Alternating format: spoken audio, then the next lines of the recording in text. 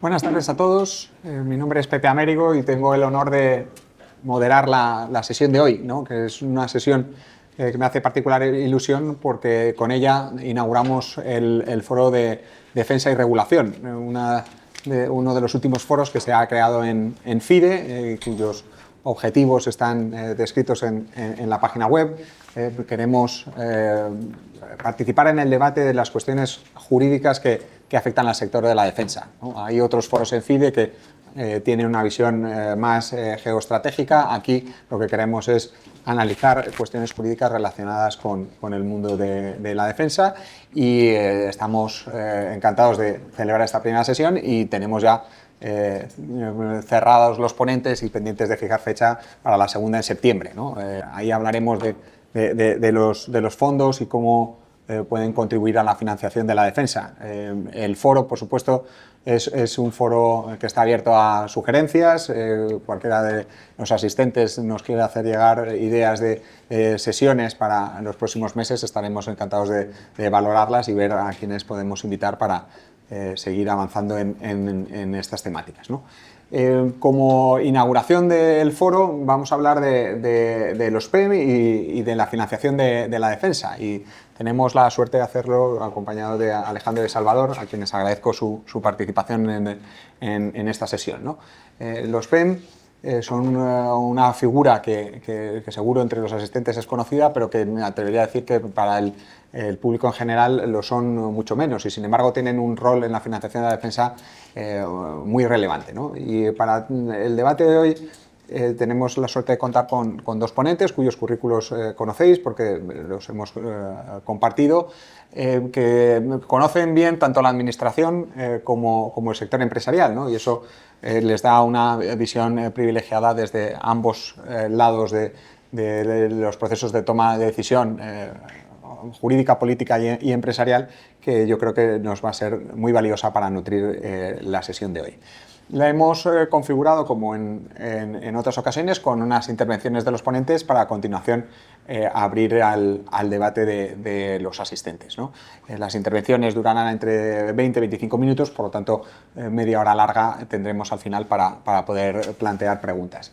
Y el orden de las intervenciones empezará Alejandro y a continuación Salvador, ¿no? En la preparación de esta sesión veíamos cuáles eran las posibles temáticas a las que abordar y resumiendo mucho me atrevería a decir que Alejandro nos va a ayudar a entender mejor cuál es el origen de los PEM, cómo se utiliza la figura, cuál es su sustento jurídico, cuál es el marco en el que se desenvuelve. A continuación ceder la palabra a Salvador, que se va a mover más en términos kantianos en el plano del deber ser, ¿no? Cómo podríamos diseñar un sistema de financiación de la defensa que contribuyera al desarrollo industrial del sector con el éxito que todos esperamos. Dicho esto, Alejandro, tienes la palabra. Pues fenomenal, creo que íbamos a hablar de pie, no tengo ningún... Como prefieras, ¿eh? Sí. Y bueno, quiero primer, Pepe, Pepe, agradecerte la invitación y felicitar a FIDE por la iniciativa, porque yo creo que ya era hora de que se hablara de la defensa como un sector regulado, que yo creo que es lo que es un sector regulado con ciertas peculiaridades que luego veremos, pero es bueno que este debate esté ya en los mentideros jurídicos, porque llevaba mucho tiempo pensándose que la defensa pues era algo que era un sector muy peculiar, y lo es, pero eso no quiere decir que esté ajeno a la regulación. También para mí pues es una satisfacción estar con Salvador por muchos motivos, y además es alguien que tiene un conocimiento mucho más profundo que yo de la materia. De hecho es un desafío, porque la parte interesante de la sesión va a ser la suya. Yo, que soy un picapleitos del Estado, que no soy más, pues lo único que voy a hablar es de papeles y de cómo se mueven las cosas. Pero sí que es verdad que como el derecho es una obra de arte, pues el otro día estaba mirando y entonces veía el cuadro este de Ferrer Dalmau, que está en el Museo Naval de Cartagena, que es de nuestro astillero, y sale nuestro astillero en el siglo XVIII, y ves la preparación de la botadura del San Ildefonso. Entonces el cuadro está lleno de detalles, y yo creo que si el derecho es una obra de arte, pues vamos a ver puntos de fuga, vamos a ver diagonales y, como en el cuadro de Ferrer Dalmau, vamos a ver los detalles y los guiños a la ingeniería naval, que es donde yo me voy a centrar sin desvelar ninguna primicia, porque, como decía, pues no soy más que un mero abogado. Voy a seguir este orden, que es pues una introducción, el marco conceptual, el régimen jurídico y luego en qué afecta el préstamo subvencionado al régimen de ayudas de Estado. Claro, el primer problema cuando se aborda el hacer una sesión como esta y que además tiene un tiempo limitado y que además tenemos que hacer algo que sea útil. Esta es la botadura o la preparación para la botadura del San Ildefonso. Y entonces vemos una serie de reales decretos que se suceden en el tiempo con cierto decalaje. Algunos han dado lugar a alguna controversia de alto nivel en la que no vamos a entrar. Y además una cosa que es la primera, o hay dos cosas que nos llaman la atención. Una es que son a propuesta del Ministerio de Industria, a pesar de que estamos hablando de defensa, y luego los nombres de las empresas en algunos sitios, en otros aparecen simplemente mencionados los programas, y entonces aquí ya vemos los primeros puntos de fuga y las diagonales. En primer lugar, y vamos a ir a lo más evidente, que es la distribución entre las empresas. Hay una cuestión que yo creo que es relativamente importante, que es el tipo de producto que hay detrás. El mercado de defensa es un mercado regulado, es verdad, pero alguien que se mueve en el mundo de la regulación ve que hay productos muy distintos. Y si miran ustedes, o si miráis vosotros, la Strategic Defense Review del año pasado, del gobierno británico, habla que en contratación pública hay que hacer una segmentación y distingue entre plataformas, sistemas y equipos. Si volvemos a lo anterior, tenemos plataformas, Navantia, Airbus, tenemos sistemas con Indra Sistemas y tenemos un cajón desastre donde hay varias cosas que pueden ser equipos. Pero vamos a fijarnos un poquito más. Tipo de producto, vemos que Navantia tiene su propio Real Decreto, Airbus también, Indra Sistemas también, y luego el resto. Son mercados totalmente distintos y no tienen nada que ver la estrategia industrial del sector naval, del sector aeroespacial o de la parte de tierra. Sistema más complejo, la plataforma más compleja es un submarino. El número de horas, las toneladas, el peso que tiene un submarino no tiene nada que ver con un dron, con lo cual ya vemos que a la hora de aproximarse a la regulación y a la financiación, lo que nos parecía un cuadro muy plástico tiene muchas diagonales. Es una matriz 3×3. Si lo vemos en el plano de capacidades y vemos las inversiones, no vamos a detenernos en detrás, la cantidad de dinero que hay en la financiación no tienen nada que ver las unas con las otras. No tienen nada que ver las capacidades que son necesarias para hacer un submarino, una fragata, que incluso pueden ser dos segmentos, con las que hace falta para hacer un carro de combate. No tienen nada que ver. Con lo cual, la estrategia industrial que se sigue en un lado y otro, la manera de construir la base tecnológica industrial de la defensa, no tiene nada que ver. Con lo cual ya vemos que vamos subiendo y vemos los primeros detalles en ese cuadro. Además, esto no es nada gratuito. Yo, por no hablar de otros, voy a poner el ejemplo naval, que es el más intensivo en inversiones de capital, como pasa en el sector privado con la construcción naval civil. Hay un detalle, porque hablando de los PEM, pues vamos a intentar poner un poco de storytelling para que el mensaje quede. Y os voy a llamar la atención sobre el discurso del presidente Macron, 4 de marzo, en la base de Illon, poniendo en valor la contribución francesa a la base tecnológica e industrial de la defensa, con el submarino Temerario a la espalda, la bandera francesa y cantando la marsellesa. 60 años. 60 años de trabajo de franceses. 3 generaciones de franceses en un esfuerzo, decía, técnico, financiero e industrial único en Europa. Eso no tiene nada que ver con fabricar drones. Hay una política, desde el tiempo del general de Gaulle, apostando por la autonomía estratégica. Lo cual luego nos plantea otro de los problemas. Si hay que conseguir economías de escala, y luego lo dejamos apuntado el punto de fuga, si hay que conseguir economías de escala, ¿cómo se consiguen? No tienen nada que ver hacer drones, hacer carros de combate, con hacer barcos o aviones. Las economías de escala se consiguen de dos maneras, teniendo en cuenta la fragmentación que hay. Uno, con la exportación.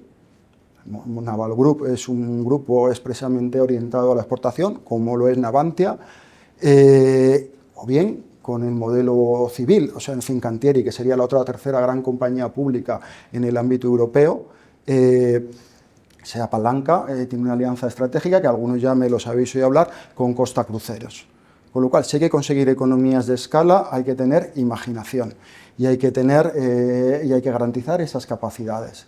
Y además, las capacidades son contingentes. Voy a poner otro ejemplo naval que algunos de los que estáis ahí ya me habréis oído. El año pasado, Navantia, una operación sin precedentes, compró los astilleros ingleses de Harland and Wolff en Belfast, que son históricamente conocidos como por haber hecho el Titanic.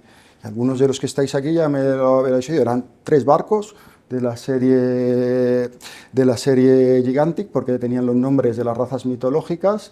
El último no navegó con el nombre que le correspondía, sino que navegó como HMHS, buque hospital Britannic, con bandera de buque de guerra y fundido. La serie estaba agafada en las costas griegas durante la Primera Guerra Mundial, con lo cual hay que tener capacidades de escala. No tienen nada que ver, y basta con ver los reales decretos de los PEM, los importes.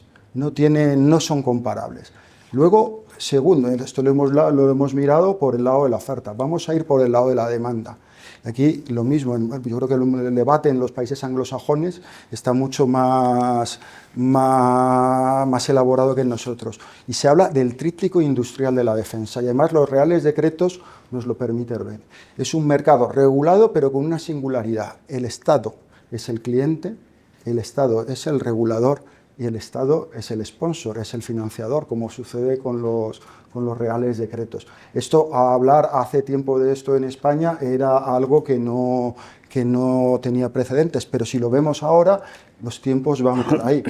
Desde luego con el Ministerio de Industria, y luego hablaremos de los PEM, lleva mucho tiempo ahí y tiene su historia, pero mirad o miren así la división en las dos direcciones generales que ha habido en la Secretaría de Estado de Defensa. Una es evidentemente la regulatoria, con un componente de fomento, y otra es el cliente. Cuando mueves ingentes cantidades de dinero, es importante tener un aparato institucional que tenga check and balances para garantizar el equilibrio.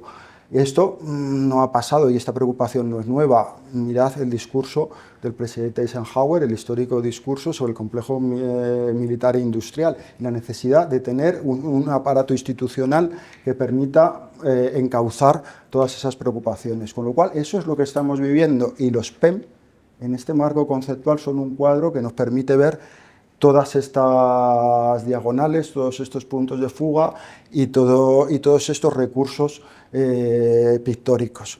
Es decir, estamos viviendo un momento en el cual están aflorando una serie de preocupaciones que estaban ya en el aire. ¿Cuál es el régimen jurídico? Pues el régimen jurídico el año pasado cambió.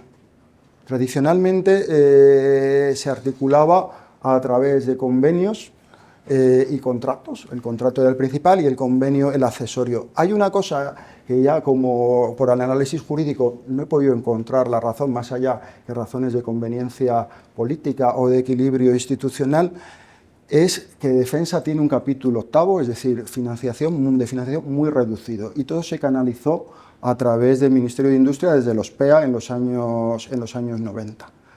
Eso hacía el discurso en ese momento, y hay un primer dictamen de la Abogacía General del Estado que consideraba, simplificándolo mucho, porque tampoco tenemos mucho tiempo para detenernos, que el convenio era accesorio.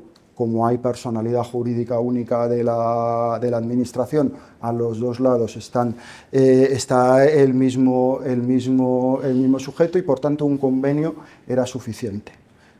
como instrumento jurídico para hacerlo, a pesar de que saliese del presupuesto del Ministerio de Industria, en ese momento del Ministerio de Ciencia. Y así se ha mantenido hasta hace un par de años, porque el debate que había era la disposición adicional sexta de la Ley General de Subvenciones. La disposición general sexta de la Ley General de Subvenciones considera que los préstamos subvencionados se someten al régimen de subvenciones. Si eso lo vemos así, que es lo que consideraba la intervención general de la Administración del Estado, y en segundo lugar confirmó, cambiando su criterio, la Abogacía General del Estado en su dictamen. De hecho, no basta con ver las memorias de análisis de impacto normativo, y estamos yendo al detalle del cuadro, donde explica que el cambio de criterio es precisamente ese informe de la Abogacía General del Estado. Nos encontramos con un préstamo regido por la Ley de Subvenciones y que tiene la condición de subvención nominativa, que no está prevista en los presupuestos. Luego hay que darle un instrumento normativo para que canalice la subvención. Y el instrumento normativo es el Real Decreto, que servirá de cobertura para las posteriores órdenes ministeriales. Esto pues dio lugar a un debate, si son reglamentos ejecutivos o no, en el cual no nos vamos a detener porque está sub judice, pero lo cierto y verdad es que ha cambiado. Presupuestariamente no ha cambiado mucho el escenario, porque sigue saliendo el capítulo 8 del Ministerio de Industria.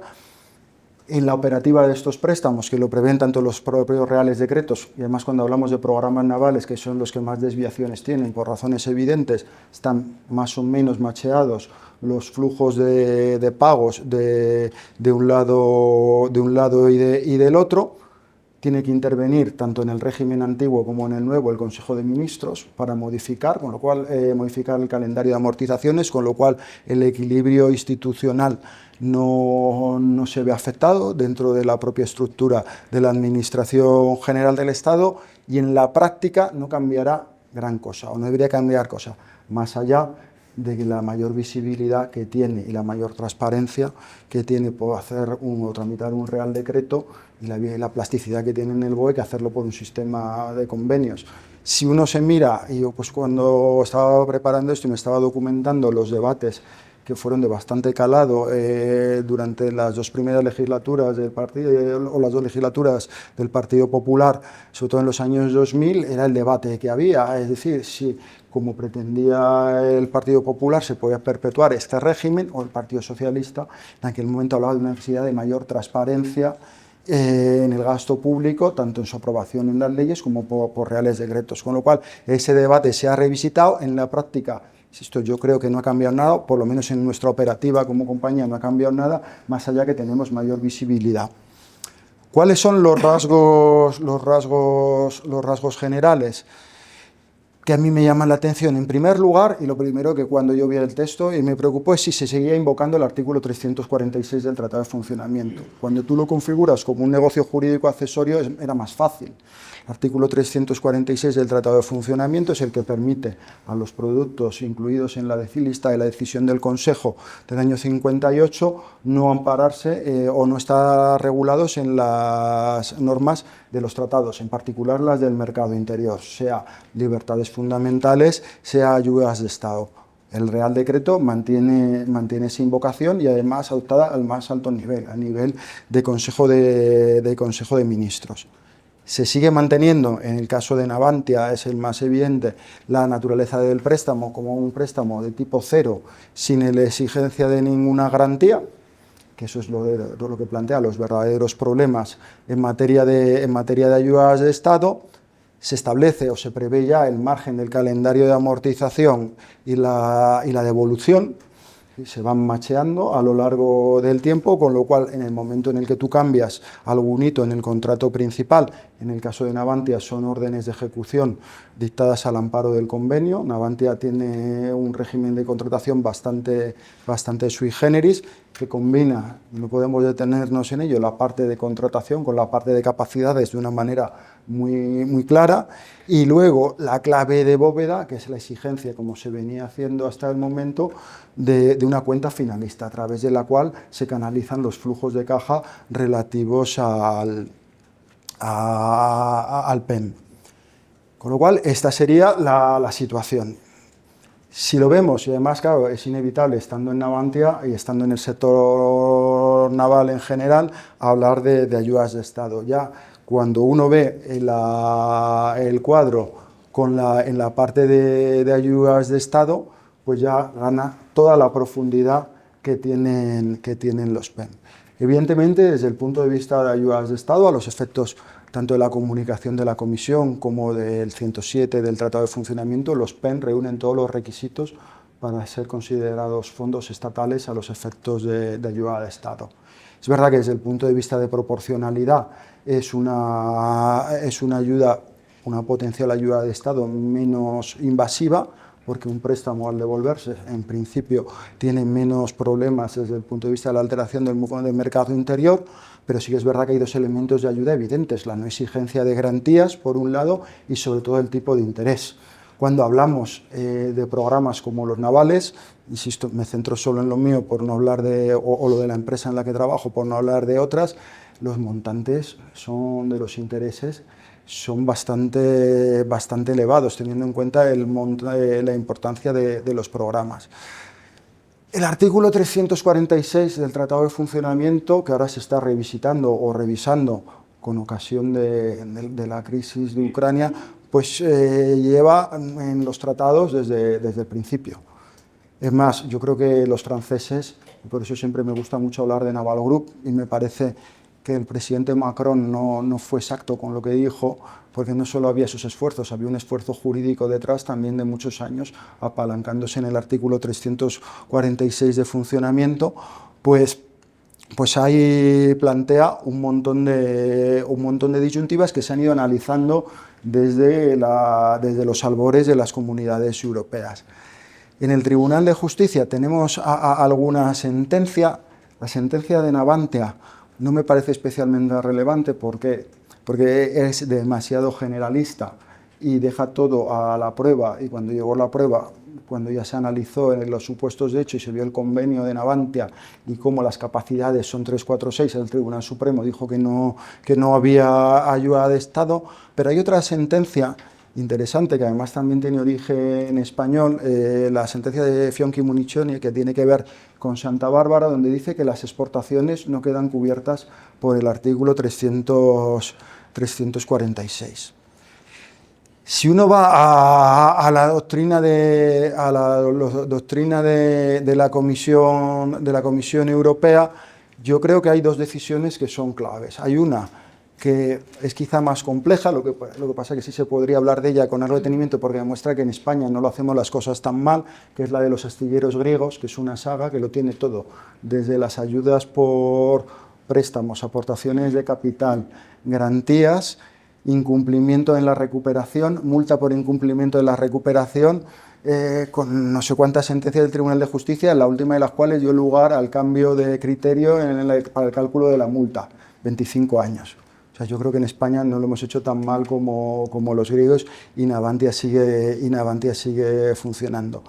Pero hay una que sí que es de compatibilidad, vamos, de no declarar la existencia de ayuda amparada en el 346, que yo creo que es la parte en la cual se mueven los PEM. La otra parte sería la compatibilidad, que luego si queréis en la discusión podemos hablar, pero aquí no es pertinente, no es de aplicación. Y la decisión del ENIC Defense Systems, ahí ya los griegos habían aprendido mejor a hacer su trabajo, y entonces planteaba pues tres cosas: el pack completo, los préstamos, las garantías y las aportaciones de capital. Y entonces esa decisión, es la pena que tiene, yo creo que es algo que se va a clarificar, es que tiene partes confidenciales que no nos dejan ver algún elemento detallado.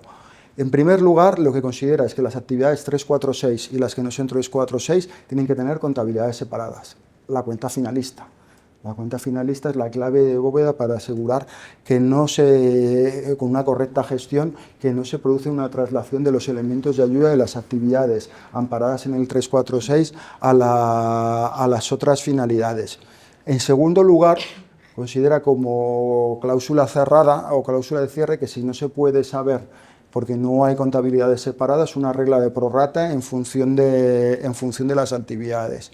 Y luego la parte confidencial es muy curioso porque ciertos programas de exportación sujetos a una adjudicación directa los considera equiparados a programas cubiertos en el artículo 346. Lo que no sabemos es los requisitos para que eso sea así.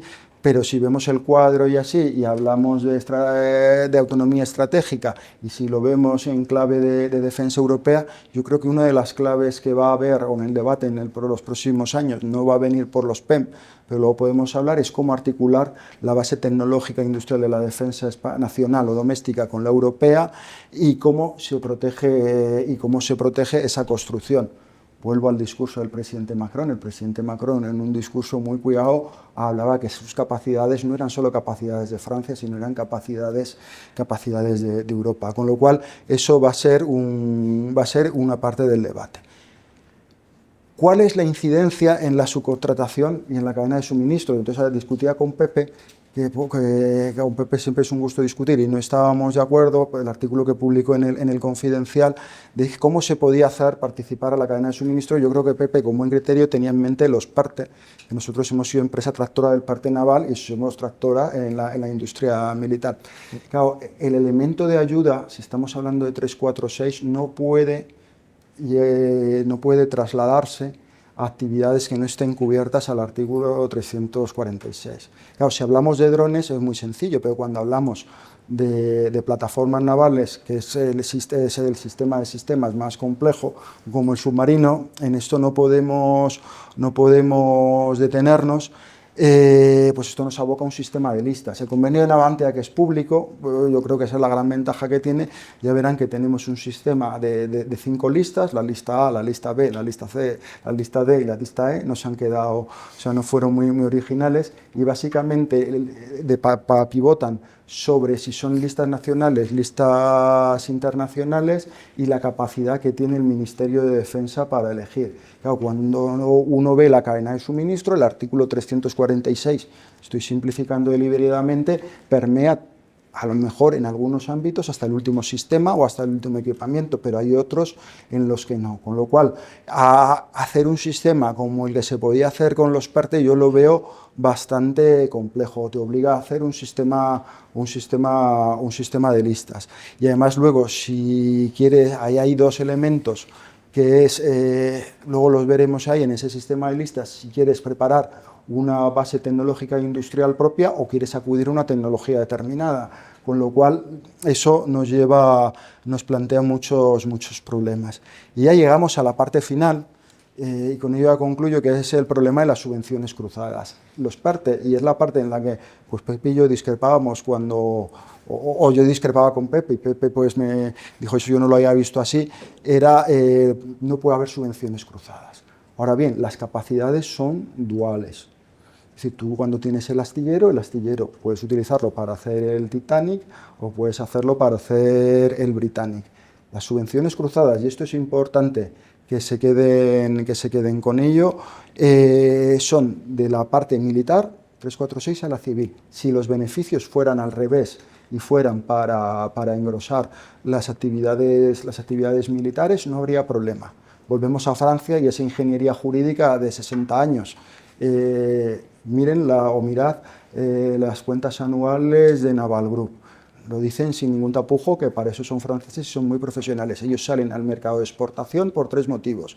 Para obtener rendimientos que permitan mantener a niveles contractuales los pedidos para su marina, para mantener las capacidades y para poder invertir en investigación, simplificándolo mucho. Con lo cual, que haya PEMS no quiere decir que no se pueda exportar. Es más, yo creo que en un entorno como el que estamos es lo que se debe hacer. Y ahí lo que habrá, yo creo que es por los PEMS son el primer elemento, la punta de lanza. Ahora tendrá que hacerse una decidida política industrial para crear economías de escala, apalancándose en la exportación y en la actividad no militar. Siento haber sido tan aburrido, ahora lo que va a decir Salvador es mucho más interesante, pero por lo menos el cuadro que nos va a pintar Salvador, ahora vamos a ver muchísimos más elementos. Muchas gracias. Gracias.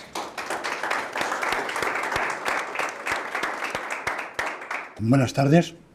En primer lugar, quiero dar las gracias a la Fundación por tener esta oportunidad de intercambiar experiencias, criterios, que creo que, y estoy convencido que en el mundo y en la época que nos ha tocado vivir, es más que nunca necesario que toda la sociedad contribuya a debates que hasta hace poco no eran populares.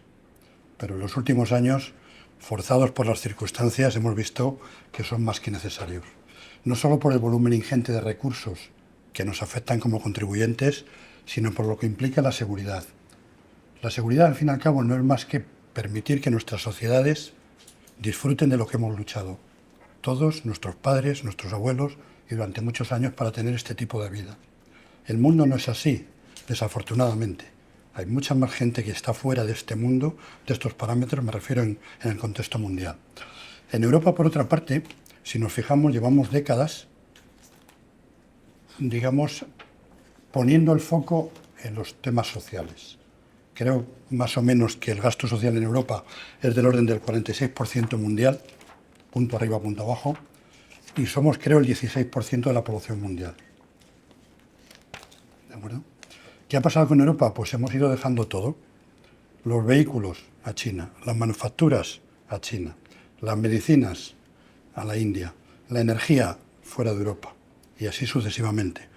Cuando han venido las tornas mal dadas por las razones que conocemos, nos hemos encontrado que no teníamos ni respiradores, ni mascarillas. Y Europa ha empezado a reconsiderar todo esto. Y todo lo que estamos viviendo, de alguna forma, es para reconducir todo este proceso. Yo tengo una ventaja sobre Alejandro, y es que al no ser abogado, no tengo necesidad de enrollarme tanto. Me apoyo más en el mundo visual. Pero le agradezco su presentación porque me ha evitado tener que entrar en aspectos que son farragosos pero necesarios, porque explican la arquitectura de un sistema que nos ha permitido dotarnos de ciertas capacidades. Me van a permitir que lo que yo haga sea más pragmático. No entro en tecnicalidades jurídicas, no quiero entrar en ese debate, entro ahora porque no soy un experto, pero sí desde el punto de vista práctico de qué traje institucional, legal, formal necesitamos para gestionar toda esta nueva situación.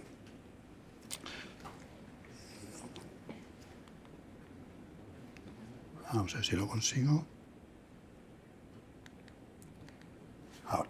Bueno, vamos a hablar básicamente de esto. El origen de los PEN es un instrumento puente que nos ha servido, es puente, pero llevamos 40 años, casi 30 y pico años con ellos.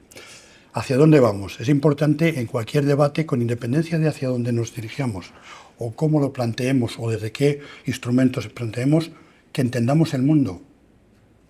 Y no es fácil. ¿Cuál es esa nueva industria de defensa?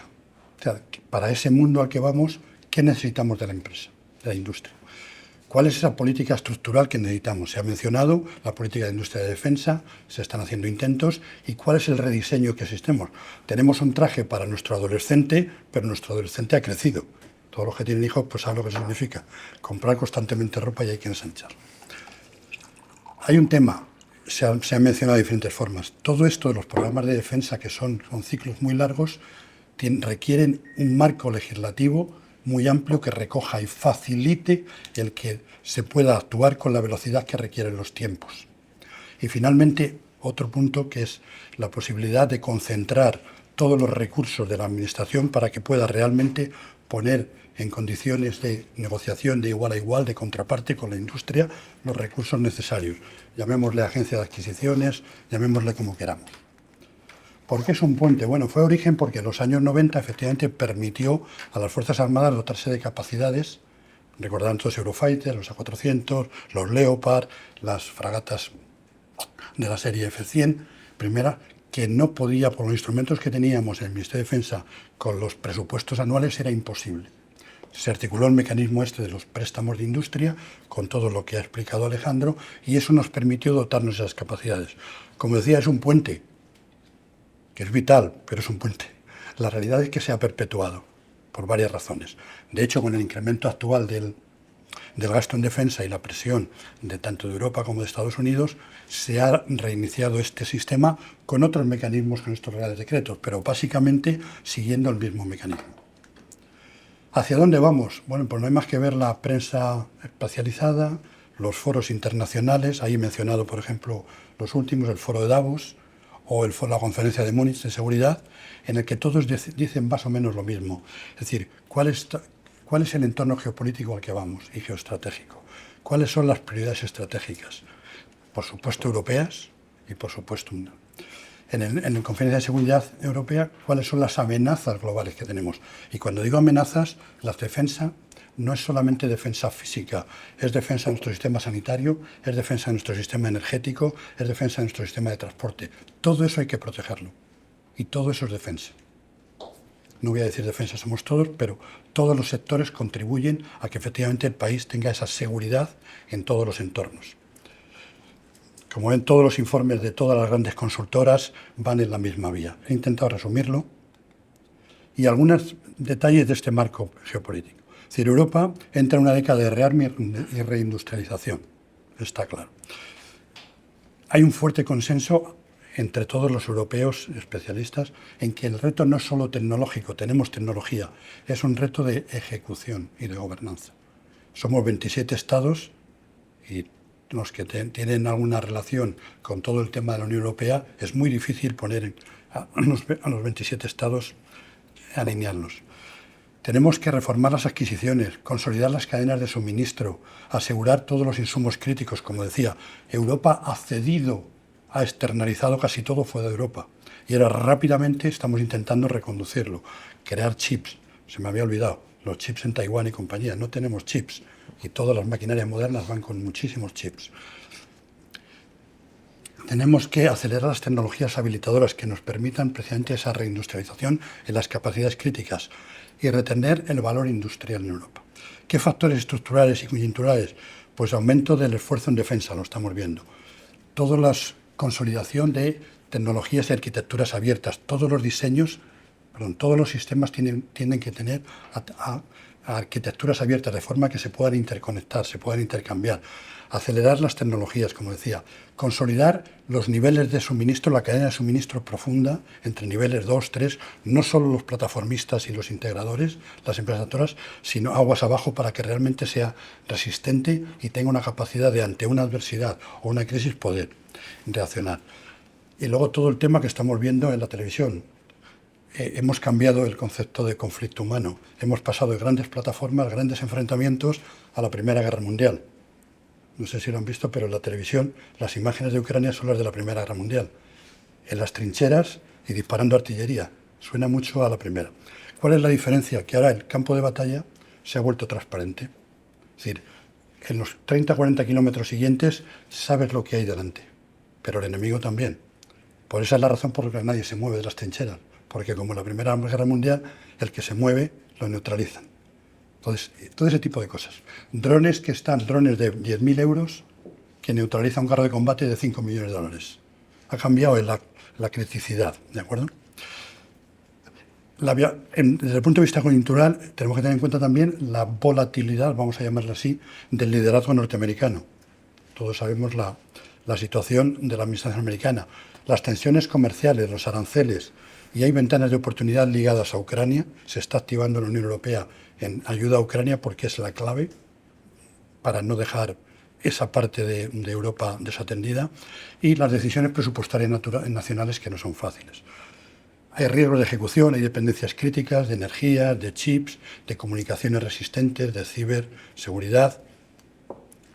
Riesgo político, geopolítico, comercial, las guerras comerciales que estamos viendo, los tres bloques que se están desarrollando, Estados Unidos, China, Rusia.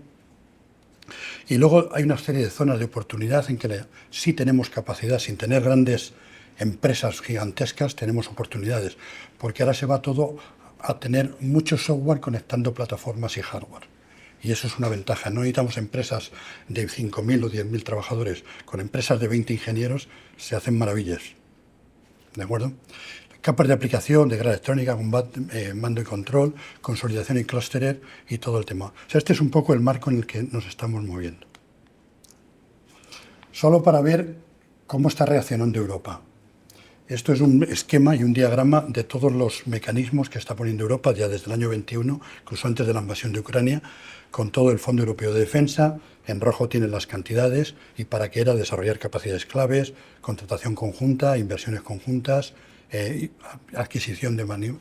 Pero los dos principales son los que están abajo en el centro, lo que es el programa SAFE, que son 150.000 millones de euros para inversiones conjuntas, y el 650.000 con el margen comercial, que permite no imputarlo a déficit para que los países puedan. Total 800.000 millones. Aparte de esto, toda la ingente cantidad de fondos de inversión privados que están invirtiendo en defensa, que hasta hace 2-3 años era impensable que un fondo privado invirtiera en defensa. Era una industria mal vista, vamos a llamarlo así. Era casi como el espacio, tampoco el espacio se hablaba de defensa. Hasta que hemos visto que nuestra economía depende de los satélites y del espacio. Si nos quedásemos sin comunicaciones o sin navegación, se nos echarían en tierra toda la aviación comercial, toda la navegación comercial, todas las transacciones financieras en el mundo, nos pararíamos. Y eso hay que defenderlo. Y hay satélites de origen que podemos imaginar que están alrededor de nuestros satélites, intentando degradarlos. Bueno, esto es un poco el marco de cómo está Europa reaccionando. ¿Cuál es esa... ¿Qué industria tenemos que generar para esto? Bueno, tiene que ser asequible, estamos hablando de un desarrollo y despliegue de sistemas significativamente económicos, producir y mantener más que las tradicionales de alta tecnología. Ojo, no digo sustituir, lo que digo es que han aparecido todo este marco que tenemos que tener. Autonomía e interconexión. Como decía, vamos a sistemas autónomos, interconectados, que se comunican con decisiones, con la IA tomando decisiones, con el hombre en el bucle o no, pero están ahí. Plataformas desechables y saturación, lo que hablábamos de los drones. Se mandan drones por centenares, lo hemos visto en televisión, para saturar las defensas del enemigo. Drones baratos que lo que hacen es de señuelos y lo que hacen es gastar munición. Y entonces entran ya la caballería. Plataformas desechables, como decía, adaptabilidad, se crea una fuerza más adaptable e innovadora mediante el despliegue de plataformas más pequeñas, menos costosas y más sigilosas. Se está transicionando de plataformas de alto coste y alto valor a bajo coste y abundancia. O sea, se trata de producir muchas unidades relativamente de bajo coste precisamente para poder mantener ese esfuerzo. Y esto es un poco lo que está cambiando de la industria de defensa tradicional, de las grandes plataformas, como hablábamos, de los buques, los submarinos, los aviones de combate, eso está ahí. Pero esto está entrando. Y esto requiere velocidad, requiere adaptabilidad, requiere escalabilidad y requiere una industria que sea capaz. De eso estamos empezando a llamar eso la nueva industria de defensa, o la New Defense. En la industria tradicional el cliente son los estados mayores, la Secretaría de Estado, las entidades gubernamentales son las que definen la agenda, grandes objetivos de defensa tradicionales, planificación a largo plazo, sistema de adquisiciones burocrático, la Administración de Defensa es el principal responsable del presupuesto, altas barreras de entrada. Si conocen empresas pequeñas o medianas, díganles las dificultades que tienen para entrar en el mundo de defensa. Pocos procedimientos para impulsar la innovación, pasan de la aplicación civil de la defensa a la aplicación civil. Tradicionalmente, lo que vemos en la aviación comercial que todos utilizamos ha sido previamente desarrollos de la aviación militar. Estamos invirtiendo ahora mismo la vida civil, todos los desarrollos de investigación de IA y demás están pasando al mundo militar. Es determinista, es controlable, es un enfoque en defensa nacional y el ecosistema está restringido a la administración. Es bionívoco entre la administración y las grandes empresas. En esta nueva industria tenemos todo lo contrario. El cliente son las unidades en el campo.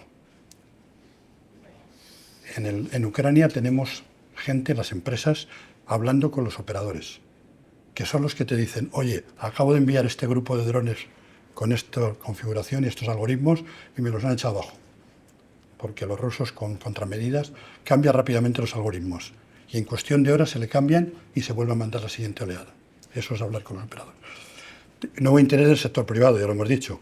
Empresas de uso dual, prácticamente casi todas las empresas están con uso en términos duales y valor dual. Ciclos de desarrollo en semanas, no en años, estamos acostumbrados a años. El Eurofighter, el avión de combate, empezaron en los años 94, todavía seguimos. El A400, las fragatas, da igual, los carros de combate, son un decenio antes de que empiece a operar. Estamos hablando de semanas, meses. Y las nuevas, ha mencionado Alejandro también, las iniciativas de defensa estratégica británicas hablan también de eso. La industria tiene que ir a ese tipo de producciones. Velocidad, agilidad, experimentación. No se puede esperar 5 años a tener un desarrollo y ponerlo en el campo, porque a lo mejor dentro de 5 años el conflicto es diferente. Como nos hemos encontrado en Ucrania, como ha ocurrido en el Golfo y como ha ocurrido. Es decir, generalmente planificamos para las guerras pasadas, pero no tienen por qué ser el conflicto futuro. Por eso tienen que convivir. Nuevos mecanismos, uso masivo de software, procedimientos nuevos, desde aplicaciones civiles a aplicaciones militares, es incontrolable, es evolutivo. Las empresas que están, por ejemplo, las grandes empresas de software, Palantir y otras, son las que están realmente entrando en el mundo de la defensa. Centrarse en la exportación, los mercados nacionales no son suficientes, se necesita generar derechos de propiedad intelectual para realmente hacer escalable y conseguir los beneficios que permitan vender en el mercado nacional con unos costes razonables, y el ecosistema ya no es la administración, la gran empresa, la gran plataformista, los 3 o 4 campeones, sino es el ecosistema de todas las empresas, pymes, mundo académico, las TEC, las empresas emergentes, con las grandes plataformistas, montando realmente un ecosistema que sea capaz de desarrollar todo esto. Bueno, esto es la película de lo que creemos que debemos ir junto con los grandes sistemas. Como veía, esto es lo mismo, es decir, el mercado está diversificando y tienen que combinar las empresas tractoras, las pymes, el mundo de las empresas emergentes y los centros tecnológicos. De la empresa tractora a la cadena de valor, la innovación no reside solo en los grandes contratistas, como decía. Hay muchas empresas pequeñas que con 20, 30 ingenieros son capaces de hacer maravillas. Y esos tenemos que cuidarlo y tenemos que proteger. Los planes de cadena de valor para cada PEN, y esto debía haber trazabilidad en el suministro. Debe haber participación de los pymes con planes de participación industrial bien definidos, bien en profundidad. Algunas empresas tractoras lo hacen, otras les cuesta un poco más. Selección objetiva, hay que incorporar según los niveles de madurez tecnológica, los TRLs, que para los no expertos son los niveles de madurez tecnológica. Depende de eso, hay que incorporar unas tecnologías u otras. La propiedad intelectual, las empresas invierten para poder retener retornos, si no, no tiene sentido. Hay que cuidar mucho la protección de los derechos de propiedad intelectual, tanto los que ya persistentes, como los generados para compartir con la administración de una determinada forma, precisamente que permita poner en el mercado esos derechos de propiedad, esa propiedad intelectual y generar los adecuados retornos. Y capacidad de exportación, como decía, hay que producir con visión de exportación, porque precisamente en el mercado de exportación es donde puede realmente hacerse rentable. Bueno, ¿cuál es el cuello de botella que tenemos con todo esto? A la derecha están los famosos decretos que ha mencionado Alejandro. ¿Cuál es el cambio de paradigma? Bueno, pues lo que decía, el paradigma tanto en el entorno europeo como el Plan Industrial y Tecnológico de la Defensa del año pasado ha multiplicado los recursos y las urgencias. O sea, de repente hemos puesto 10.000 millones más anuales, los que sean, y la urgencia, porque las Fuerzas Armadas no pueden esperar 5 o 10 años a tener los sistemas, porque las operaciones están ahí, como hemos visto. La maquinaria administrativa actual está diseñada para procesos lineales. Se enfrenta a una cartera de programas de alta complejidad tecnológica y una urgencia estratégica. Hay más recursos, aparentemente financieros, pero hay una limitada capacidad de absorción. Y no solo en la empresa, no solo en la administración, en la propia empresa. Todos los que están en empresas saben que es muy difícil de repente contratar una masa de ingenieros que nos permita responder, porque no los hay. No los tenemos, nos los tenemos que quitar nosotros. Nosotros los quitamos a Navantia o otra empresa nos los quita a nosotros. Es decir, es normal que los ingenieros vayan circulando porque no hay suficiente cantidad de talento. Los navales menos porque son más específicos. Pero es verdad, es difícil y todos nos quejamos de esa falta de ingeniería. ¿Qué tenemos en el modelo actual? Pues financiación, como estamos viendo, mediante una estructura de reales decretos ad hoc, cada uno específico para su PEN o con cierta comunidad, son programas aislados. Realmente necesitamos un marco jurídico que abarque todos y de forma plurianual. A eso le llamaremos ley específica de programas de defensa, ley de PEN, como queramos. Pero necesitamos tener, sobre todo las empresas, saber qué va a pasar en los próximos 5 años. Una empresa no puede invertir en CAPEX si no sé el año que viene los PEN que van a salir. Y recuerdo que ayer el Consejo de Ministros, fue ayer me parece, dijo los 15 PEN que van a salir este año. A ver, ¿qué empresa es capaz de, hace 2 años, se voy a incrementar un 10% mi capacidad de ingeniería para esto que va a salir, que no sé qué es? Y tampoco sé lo que va a salir el año que viene. ¿Vale?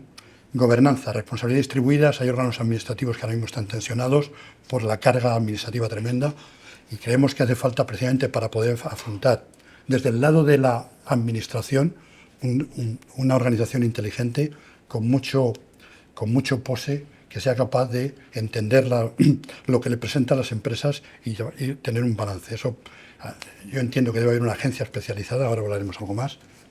El control, evidentemente, tiene que haber un control, como en toda organización y sistema democrático, un control jurídico, financiero, continuo, con una auditoría, con transparencia y con todo lo demás. Y la industria, lo que decíamos, estamos en un modelo de concentración de empresas tractoras, incluso algunas de ellas intentando integrar verticalmente. Y no se trata de integrar verticalmente, se trata de integrar horizontalmente en el sentido de cojo todas estas empresas que tienen sus capacidades y lo que hago es que crezco con todas. Si lo que hago es que integro la empresa A y la empresa B y la compro y la meto dentro del sistema, probablemente habré integrado verticalmente, pero habré desapropiado una capacidad. Como decía, planes para la cadena de valor, ecosistema y protección de IP. ¿Cuál es la ecuación esa conceptual? Pues evidentemente ahí tiene que haber una necesidad operativa, es decir, un alineamiento con las capacidades militares que necesitamos, qué capacidades queremos tener dentro de 10 años, o de 5 al menos. La evaluación de las dependencias y la viabilidad, qué madurez tecnológica tenemos para acometer algo, tenemos realmente eso. Soberanía tecnológica e impacto económico, un activo dentro de la cartera nacional y no un gasto aislado. Como decía, el éxito no consigue en firmar contratos, sigue en entregar capacidades. Y esa es la responsabilidad colectiva de todas las empresas. Mi visión es que deberíamos ir a este tipo de pilares. Seguro que hay más, yo tengo más, pero creo que he intentado un poco resumir una política estructural de un instrumento, como hemos visto, temporal, excepcional, de decretos específicos, ad hoc, a una política de cartera plurianual de capacidades. España tiene la capacidad para hacer eso, tiene la dotación. Probablemente, no lo sé, independientemente del momento político, pero en algún momento determinado la racionalidad tendrá que imponerse y saber cuál es hacia dónde vamos. Gobernanza transparente, reglas comunes, trazabilidad, confianza institucional y control. Escala industrial, hay que resolver todos los cuellos de botella, todas las tensiones de la cadena de emisión. Tan importante es la cadena de suministro como el plataformista.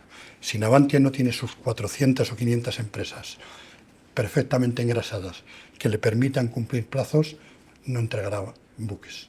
Pues digo a Navantia o a Airbus o cualquier otra empresa. Ecosistema de valor.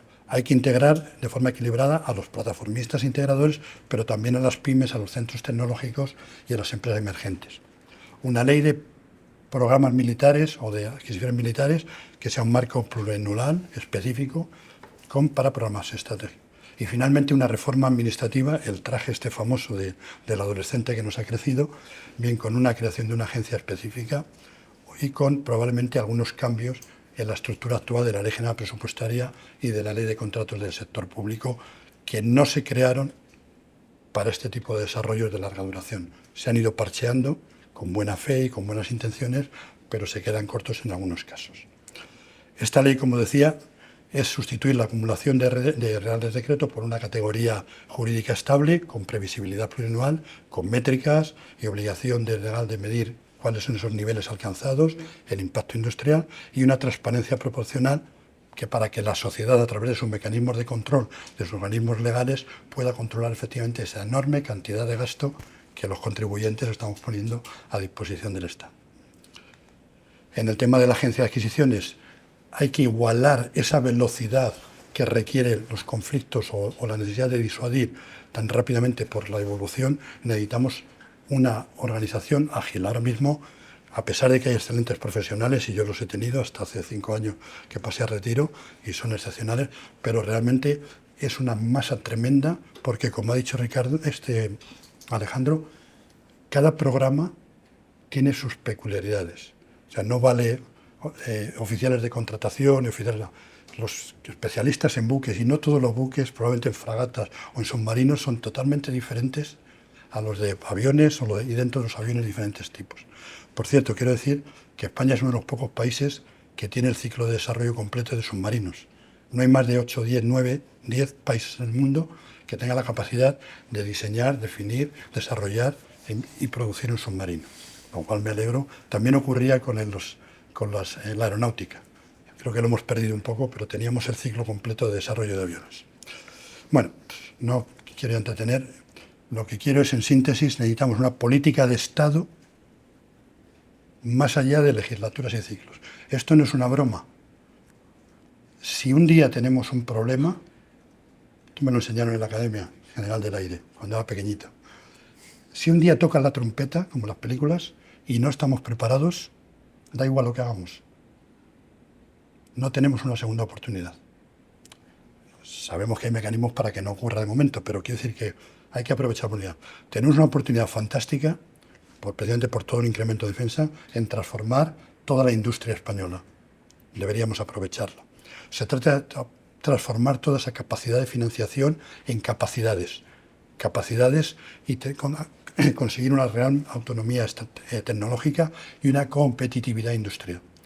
No es mala la competitividad, a pesar de no ser la empresa española muy grande. De hecho, en los 10 años desde que ocurrió la crisis, la burbuja financiera, hasta el 22-23, las empresas españolas han sobrevivido. Todos los que estén en empresas pequeñas, medianas, han sobrevivido. ¿Cómo? Con la exportación. Hay pocas que se han hundido y han sobrevivido precisamente por la capacidad de competir en mercados externos, con grandes plataformistas o grandes compañías. Luego, la pregunta clave que nos tenemos que hacer en cualquier debate, y creo que es el momento de empezar a hacerlo, no es qué marco institucional operativo, o sea, no es qué compramos, no es qué capacidad, sino qué marco necesitamos para tener lo que los intereses nacionales requieren dentro del marco de la Unión Europea, que es nuestro entorno internacional. Y eso está en nuestras manos, y creo que el debate es interesante y debemos promoverlo. Y todos estos foros, junto con todos los organismos de pensamiento y los organismos académicos, creo que hacen una labor fantástica precisamente para difundir en la sociedad toda esta preocupación. Generalmente nos es más cómodo no pensar en esto y dejar a los, profesionales el problema, pero el problema lo tenemos todos, porque el problema lo tenemos en la seguridad de nuestra sanidad, de nuestra alimentación, de nuestros sistemas de transporte, de nuestros sistemas de energía y en el bienestar de la sociedad que queremos mantener para nosotros, nuestros hijos y los que vienen detrás. Muchas gracias.